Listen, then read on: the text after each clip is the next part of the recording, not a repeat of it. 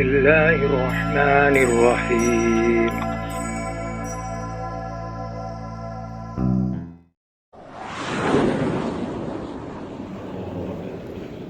Baik, pertanyaannya, ketika beramal dan kemudian kepentingan duniawi yang kita harapkan dari amal itu, apakah kemudian boleh pada amal-amal yang kemudian ada substansi untuk keduniawian lalu kemudian kita mengamalkannya? Ya, sangat boleh sekali. Contoh sholat duha, itu kan banyak keduniawian yang kemudian kita minta di dalam sholat duha. Selesai sholat duha, doanya itu kan, ya Allah, kalau rezeki itu ba'idan faqarribhu, dekatkan. Kalau rezeki itu di langit, fa'anzilhu, turunkan. Kalau rezeki itu di bumi, fa'arijhu, keluarkan. Itu kan duniawi semuanya. Jadi kalau duniawi kita lakukan sah saja. Karena amal yang dilakukan oleh seorang hamba itu ada kalanya Allah berikan balasan di akhirat, ada kalanya Allah berikan balasan di dunia, ada kalanya Allah Subhanahu wa taala berikan balasan di akhirat. Kalau semuanya Allah berikan balasan di dunia, maka habislah untuk pahala akhirat kita. Makanya Bapak Ibu, ketika kita berdoa kadang belum sampai, berarti Allah ingin memberikan balasan di akhirat. Tidak, Allah ingin berikan balasan itu di dunia. Kalau seandainya Allah berikan balasan di dunia sebahagian, karena Allah ingin memberikan sebagian yang lebih banyak, nanti Allah berikan di kampung akhirat. Bapak-bapak yang sudah berdoa minta bini 2, bini 3, bini 4 belum terkabul, karena Allah akan ganti dengan bidadari yang tak terbilang. Jadi tenang saja Pak, tak usah putus asa, doa terus. Doa terus. Karena Allah Subhanahu wa taala akan ganti nanti di akhirat. Nah, itu penting supaya apa? Supaya kita tidak berputus asa di dalam berdoa. Allah Subhanahu wa taala tidak pernah bosan mendengarkan permintaan hambanya, hatta yamilu, sampai hamba itu bosan sendiri memintanya. Allah tidak pernah bosan. Cuman kita ini kadang, Bapak Ibu, bosannya kalau yang kita minta itu tak hadir-hadir, yang kita minta itu tak nampak-nampak. Kita bosan sehingga kita tak mau memintanya lagi. Sementara meminta itu dilarang, kita bosan untuk meminta. Karena secara langsung balasan di dunianya Allah kabulkan. Kalau belum Allah kabulkan, pasti Allah Subhanahu wa taala beri balasan di akhirat. Tidak mungkin tidak. Karena Allah Subhanahu wa taala la yukhliful mi'ad, tidak akan pernah mengingkari janjinya. Sehingga Allah menyuruh ud'uni astajib lakum, mintalah kalian kepadaku, niscaya aku akan ijabahkan. Kuncinya jangan kemudian kita bosan. Yang kedua, berbaik sangka kepada Allah. Kalau di dunia belum Allah Subhanahu wa taala berikan, di akhirat pasti Allah Subhanahu wa taala berikan. Jadi kalau Anda terbesit urusan-urusan dunia, ya itu sah-sah saja. Makanya sampai kemudian Imam Nawawi Al-Bantani mengutip terkait dengan surat-surat yang punya keistimewaan luar biasa. Itu diantaranya adalah surat Al-Waqiah. Surat Al-Waqiah itu diantara surat yang mempermudah rezeki. Bapak Ibu yang dimuliakan oleh Allah Subhanahu wa taala, saya termasuk orang yang mengamalkan surat Al-Waqiah dan memudah rezeki waktu saya masih di pondok. Itu kan kalau rezeki bagi saya mudahnya dari mana gitu kan, tak nampak. Tapi saya melihat itu pada orang tua. Pada orang tua yang Allah Subhanahu wa taala mudahkan rezekinya saat waktu kita masih di pondok rajin membaca surat Al-Waqiah. Itu Allah mudahkan luar biasa. Orang tua itu punya kebun kelapa sekitar 7 jalur. Bapak Ibu tahu hitungan jalur? Jalur ini orang Melayu biasanya menghitung jalur. Jalur itu kalau tidak salah ya, 3,5 jalur itu 1 hektar. Dia punyanya 2 hektar. 2 hektar itu bagi orang di kampung kami sangat tak sedikit sekali. Karena rata-rata punyanya 40 jalur, 50 jalur, 100 jalur. Dan ayah alhamdulillah punya cuma 7 jalur itu, 7 jalur. Dan menariknya Bapak Ibu yang dimuliakan oleh Allah, jumlah batang kelapanya tidak bertambah, tapi buahnya yang Allah Subhanahu wa taala selalu perbanyak. Jadi ketika 4-4-nya kami masih sekolah Bapak Ibu, cukup untuk membiayai 4 anaknya. Ketika yang sekolah tinggal 3 cukup untuk 3, ketika tinggal 2 cukup untuk 2, ketika tinggal 1 cukup untuk 1, ketika semuanya sudah selesai sekolah cukup untuk emak dan ayah sampai sekarang. Nah, itu ternyata luar biasa. Jadi ternyata Allah mudahkan rezeki. Kadang kalau bagi yang masih belajar itu kepada orang tuanya. Kalau kepada yang sudah berusaha, Allah berikan jalan untuk kemudian menyelesaikan tanggung jawabnya sebagai ayah dan menyelesaikan tanggung jawabnya sebagai ibu. Nah, itu jadi boleh melakukan amal-amal yang kemudian ada keterangan yang jika sebahagian tujuannya itu adalah duniawi. Itu boleh. Itu yang pertama. Karena kita ini Bapak Ibu belum sampai pada level khususil khusus. Khususil khusus itu orang-orang yang puncak paling spesial. Jadi ketika melakukan apapun tidak ada terbesit sedikit pun pada dirinya tentang dunia. Kalau kita kan masih terbesit Bapak Ibu. Kalau kita sholat duha kira-kira minta apa Bapak Ibu? Masih terbesit dunia. Kalau orang yang level paling tinggi tidak tak terbesit sama sekali. Intinya hanya ketaatan saja, tidak ada yang lain. Kalau kita masih terbesit dunia, berarti kita pada level yang di atas itu, di bawah itu. Di bawah itu maka disebut dengan host, orang spesial. Sudah spesial, tapi spesial itu masih berharap pahala. Berhala. Yang paling rendah itu apa? Yang paling rendah itu ya hanya melakukan ketaatan itu saja. Karena ini perintah, maka saya buat. Kalau tidak perintah, saya tidak akan buat. Nah itu makanya kata Imam Ghazali, orang berpuasa itu 3 level. Level yang pertama shaumul umum, puasanya orang-orang yang umum. Yang umum itu bagaimana? Puasa ya hanya menahan lapar dan dahaga sejak terbit fajar sampai kemudian tenggelam matahari. Itu yang sederhana sekali. Matanya tidak berpuasa, telinganya tidak berpuasa, mulutnya tidak berpuasa. Maksudnya dia tetap tidak makan, tapi kemudian mulutnya tetap berkata yang tidak baik. Nah itu puasa mayoritas orang.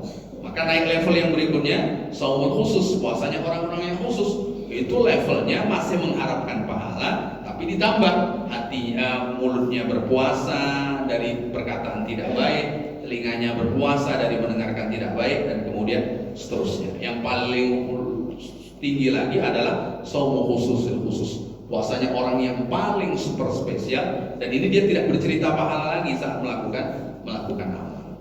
Nah, jadi ternyata ada levelnya. Kalau kemudian kita sudah sampai level yang kedua, itu sudah luar biasa. Karena level kedua itu juga masih mengharap jadi tidak apa-apa. Lalu kemudian terkait dengan azan 2 kali di hari Jumat. Azan 2 kali di hari Jumat itu pada masa Sayyidina Utsman bin Affan radhiyallahu anhu. Pada masa Utsman bin Affan radhiyallahu anhu. Kita bisa membayangkan tarik mundur 14 abad yang lalu Bapak Ibu, masa Sayyidina Utsman bin Affan. Kira-kira dulu Bapak Ibu yang dimuliakan oleh Allah Subhanahu wa taala, sudah ada kayak gini nih belum memberitahu masuknya waktu sholat? Belum. Sudah bisa buka HP untuk tahu masuk waktu sholat? Tidak ada. Orang dulu kalau mau tahu masuk waktu sholat gimana caranya Bapak Ibu? Matahari, bayang-bayangan. Nah itu dia, bayang-bayang. Dulu itu tergantung dengan matahari. Maka dia akan tancapkan kayu yang lurus. Oh udah masuk zuhur. Oh udah masuk asar, ya kan? Nah itu orang dulu, dan saya termasuk pernah melewati masa itu. Maka beruntunglah Bapak Ibu yang pernah melewati masa itu, karena ternyata sekarang sudah tua. Nah kalau anak sekarang mana pernah melakukan itu? Mana pernah melakukan itu? Kenapa tak pernah melakukan itu? Karena mudah untuk mengetahui kapan masuknya waktu sholat. Kalau tak pergi ke masjid tinggal buka HP saja. Waktu zuhur Pekanbaru, nah muncul tuh nanti. Nah jam sekian. Sekarang mudah. Maka orang dulu itu sulit. Karena sulit untuk mengetahui masuknya waktu, maka waktu sholat ditandai dengan dikumandangkannya azan. Jadi azan itu memberitahu orang di luar masjid bahwa waktu sholat masuk. Waktu sholat masuk itu diberitahu siapa? Orang yang di luar masjid. Diberitahu dengan apa? Dengan azan. Maka orang yang diberitahu dengan azan waktu sholat masuk, dia sehat lalu kemudian dia tidak datang, maka nanti saat di pengadilan Allah suruh sujud, dialah orang yang tidak bisa sujud. Dia sudah berusaha untuk sujud di hadapan Allah Subhanahu wa taala, tapi Allah balikkan wajahnya menghadap ke belakang.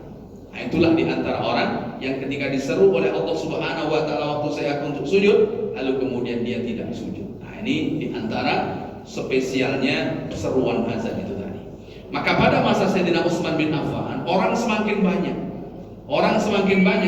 Kalau kemudian diberitahu waktu sholat masuk, lalu kemudian nanti khotib naik mimbar, mereka akan kehilangan yang spesial. Di mana letak kehilangan spesialnya? Kehilangan spesialnya adalah keutamaan di dalam sholat Jumat. Jadi sholat Jumat ini Bapak Ibu jangan datang waktu injury time untuk bapak-bapak ini. Jadi kalau kemudian kita datang khotib azan sudah dikumandangkan, tak dapat kita unta itu Bapak Ibu. Jadi kalau hari Jumat, ini setiap pintu masjid itu ditunggu malaikat. Oh absen datangnya 12 menit kurang, jam 12 kurang 5 menit, jam 12 kurang sekian. Maka pesankan kepada suami, Bu, kalau hari Jumat tengok masuk waktu zuhur, suruh cepat-cepat sebelum azan Jumat dikumandangkan sampailah di masjid. Karena masa Sayyidina Utsman orang sudah banyak, maka azan satu kali memberitahu orang itu tak cukup lagi, maka berubah menjadi 2 kali. Jadi 2 kali. Maka perbedaan terkait dengan azan Jumat, apakah sebelum masuk waktu atau setelah masuk waktu? Kalau seandainya azan Jumat sebelum masuk waktu, maka kapan orang akan sholat sunat qobliyah Jumat? Kalau belum masuk waktu, qobliyah Jumatnya di mana? Karena nanti azan kedua khotib naik mimbar.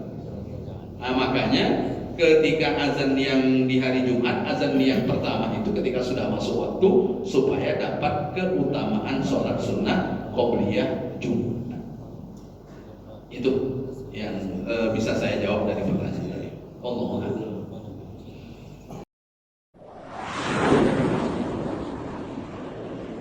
Jika Bapak Ibu pernah sakit, berbahagialah, karena sakit itu tanda Allah sayang dengan kita.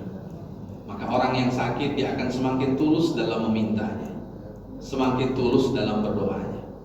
Betul atau tidak Bapak Ibu? Jadi waktu kita sehat biasa-biasa, tapi kalau sakit dia akan tambah tulus. Maka orang yang sakit, dengan sakitnya Allah gugurkan dosa-dosanya. Di sakit itu cara Allah ingin mengampuni dosa kita. Rasulullah saja sakit. Sebelum beliau meninggal kan sakit Rasulullah SAW. Bahkan dengan sakit yang beliau alami, beliau tak sanggup lagi untuk sholat berjamaah di masjid, meskipun masjidnya cuman bersebelahan dengan rumah baginda Rasul SAW. Rasul ketika sakit minta izin dengan istri-istri beliau agar dirawat di rumah Sayyidah Aisyah radhiyallahu anha. Di mana rumah Sayyidah Aisyah? Itu sebelah masjid itu tadi. Jadi sebelah masjid. Jadi kalau kita masuk ke Raudhah, di sebelah kiri tempat Rasulullah dimakamkan, itulah rumah Sayyidah Aisyah, dan Rasulullah dirawat di sana. Dan beliau meminta izin dengan istri-istri yang lain agar sakit beliau dirawat di rumah Sayyidah Aisyah. Maka bapak-bapak mohon maaf, yang punya bini 2 perlu minta izin dengan bini yang lainnya kalau seandainya dirawat di tempat salah satu istrinya. Jadi minta ini, dan itu yang dilakukan oleh baginda Rasul SAW. Sakit itu cara Allah mengampuni dosanya. Itu satu. Itu kan cuma 3 tahun nih, banyak orang yang berpuluh-puluh tahun. Berpuluh-puluh tahun. Mohon maaf, termasuk mertua saya, ini sudah tahun yang ke-8 atau tahun ke-berapa. Lupa, itu suami istri. Suami istri. Jadi luar biasa perjuangan anak-anaknya untuk kemudian menjaga orang tuanya di usia senja, di usia senja mereka. Ini jadi kalau 3 tahun lama. Itu yang pertama, bahwa sakit itu menghapus dosa. Tapi kalau sakit akal masih sehat, kewajiban mesti tetap dilakukan. Terutama sholat itu tak bisa tidak, mesti harus dilakukan. Karena sholat itu ya memang harus dilakukan, tidak boleh tidak. Kalau puasa boleh diganti dengan fidyah kalau tak mampu. Tapi kalau sholat tak ada penggantinya, melainkan orang itu sendiri yang melakukannya. Maka tentu keluarga yang mengingatkan tentang sholat. Lalu kemudian bolehkah orang berwasiat? Jawabannya boleh. Berwasiat boleh selagi wasiat itu tidak melanggar ketentuan syariat. Contoh, Abu Bakar ketika meninggal, beliau berwasiat kepada putrinya Sayyidah Aisyah agar dikafani dengan 3 lapis. Satu di antara lapisan itu beliau minta menggunakan baju lamanya. Jadi 3 lapis nih, satu di antara 3 beliau minta baju lama. Baju lama yang dipakai oleh Abu Bakar itu dijadikan sebagai kafan beliau. Itu jadi 3 lapis, satu baju lamanya, yang 2 adalah baru. Itu diantara wasiat Abu Bakar sebelum kemudian beliau meninggal. Itu jadi melaksanakan wasiat orang tua, seperti Sayyidah Aisyah melaksanakan wasiatnya Abu Bakar radhiyallahu anhu, itu diperbolehkan. Lalu kemudian terkait dengan dimasukkan dalam satu liang 2 orang, apakah kemudian itu boleh?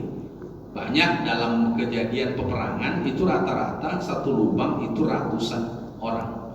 Di Gaza itu kan satu lubang banyak orang yang dimakamkan. Dalam kondisi-kondisi yang saya sebutkan tadi, maka boleh satu lubang untuk kemudian sekian orang. Lalu kemudian Bapak Ibu yang dimuliakan oleh Allah, tanah wakaf kuburan ini kan jarang bertambah. Jarang bertambah. Carilah orang yang wakaf tanah kuburan sekarang, kan sulit. hampir rata-rata sekarang orang beli tanah kuburannya masing-masing. Bapak Ibu sudah beli rumah terakhir? Sudah. Nah, itu kan dia beli itu dengan iuran 10.000 kalau di kompleks terakhir. Itu kan beli tempat itu, beli tempat. Kalau kita tidak beli, mungkin pemerintah yang sudah menyiapkan tempat. Tapi tetap tempat ketika kita akan dimakamkan ada administrasi yang perlu kita keluarkan, membayar penggali dan kemudian lain sebagainya. Entah berapa Pak sosial kematian? 3 juta ya satu orang. Berapa Pak kalau di sini? Sekitaran itu kan kita membayar. Lalu kemudian Bapak Ibu yang dimuliakan oleh Allah Subhanahu wa taala, di beberapa tempat yang sudah padat itu pakai bayar pajak. Seperti di Padang, di salah satu pemakaman itu pakai bayar pajak. Kalau tidak bayar pajak, nanti tempat itu akan diganti oleh orang lain. Nah, itu tahun berapa? Tahun saya di Padang itu tahun 2010 sampai 2014. Itu sudah ada bayar pajak. Kalau tak bayar pajak nanti digeser oleh orang lain. Lalu kemudian pemakaman yang sudah lama, apakah boleh kemudian orang dimakamkan di tempat tersebut yang sudah lama? Jawabannya boleh. Jawabannya boleh. Di Mesir itu Bapak Ibu, tempat pemakaman itu pemakaman keluarga, rumah di bawah tanah. Maka orang yang sudah meninggal diletakkan di dalam itu. Kalau nanti ada orang meninggal berikutnya, dia digeser ke samping karena sudah tinggal tulang-tulang, maka diletakkan yang lain. Kalau belum tulang-tulang, maka kemudian diletakkan di sebelahnya dan kemudian seterusnya. Jadi kalau ingin satu lubang, ya tidak ada masalah. Tidak ada masalah. Jika wasiat itu jangan sampai merepotkan anak. Jadi kalau merepotkan anak ya tak perlu dilaksanakan. Apalagi bertentangan dengan syariat, nah jangan dilaksanakan. Nanti kalau mak mati atau kalau mak cincin mak jangan kalian pakai ya. Kita bawakan ke liang lahat. Nah itu tak perlu dilaksanakan itu kalau itu. Nah, yang itu. Jadi yang tidak bertentangan dengan syariat termasuk yang Bapak Ibu ceritakan tadi. Allah. Mungkin itu yang bisa sampaikan. Tapi yang membuat orang bersama itu bukan mati saat dikuburkan dalam satu liang lahat. Itu tak jadi jaminan dia akan bersama di akhirat. Karena yang menjadi jaminan bersama di akhirat suami istri yang tahajud bersama. Nah itu dia. Itu ada hadisnya. Jadi kalau ada suami membangunkan istrinya di malam hari, fasallaya, keduanya sholat berjamaah, kutiba, kedua-duanya dicatat sebagai laki-laki dan perempuan yang banyak ingat Allah. Kalau banyak ingat Allah, mereka akan menjadi orang-orang yang awal-awal masuk ke dalam surga. Nah itulah di dunia bersama, di akhirat juga bersama. Allah. Mungkin itu Ibu sedikit yang bisa saya jawab. Barangkali itu.